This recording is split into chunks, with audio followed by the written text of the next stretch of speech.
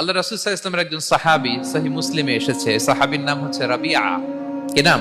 ওনার নাম হচ্ছে রাবিআ ইবনু কাব আল আসলামি রাদিয়াল্লাহু তাআলা আনহু। উনি বলেন, কুনতু আবিতু ইনদা রাসূলিল্লাহ, একবার আমি রাত্রিবেলা রাসূল সাল্লাল্লাহু আলাইহি ওয়াসাল্লামের সাথে ছিলাম, কোন এক কারণে রাসূলের সাথে রাত কাটিয়েছি। তো রাসূল সাল্লাল্লাহু আলাইহি ওয়াসাল্লাম যেহেতু তাহাজ্জুদের সালাত পড়েন, তো তিনি বলেন, আমি মাঝরাতে উঠে একটা গামলা দিয়ে, পাত্র দিয়ে অজুর পানি নিয়ে আসছি বিশ্বনবীর জন্য, এনে দিলাম। বিশ্বনবী এত খুশি হলেন, আমাকে বললেন, সাল, হে কাব, তোমার কি লাগবে চাও। উনি বললেন, আসআলুকা মুরাফাকাতাকা ফিল জান্নাহ। উনি বললেন, ইয়া রাসূলুল্লাহ, আপনি যদি কিছু চাইতেই বলেন তাহলে আমি জান্নাতে আপনার সাথে থাকতে চাই। দেখেন কিভাবে ওনারা সুযোগ কাজে লাগাতেন। অজুর পানি নিয়ে আসছে, বিষ্ণুবী খুশি হয়ে গেলেন, বলেন, তুমি কি চাও? বলে, আসআলুকা মুরাফাকাতাকা ফিল জান্নাহ। বড়টাই চাইছে, ছোটখাটো জিনিস চাই নাই।